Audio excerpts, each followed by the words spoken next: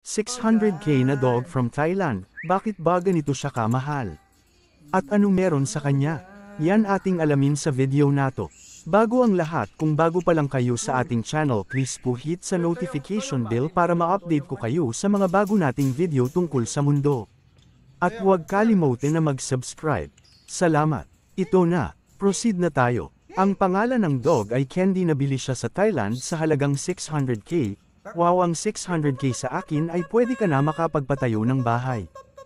Oo, makapagpatayo ka na ng maliit na bahay sa halagang 600k sa ngayong panahon. Kaya siya mahal dahil sa angking niyang corona. Dahil ang dog nato ay champion lang naman sa mga sinalihan niyang malalaking competition. Sa ngayon si Candy ay matanda na, pero kahit sa edad niya ay makikita mo pa rin ang angking ganda at bibo. Si Candy ay isang super talented na dog. So alam na ninyo mga idol bakit ganyan siya kamahal.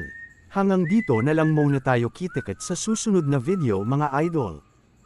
Salamat sa inyong panunood at pagstay sa aking channel, Kurags TV. Take care always mga idol, and God bless you all.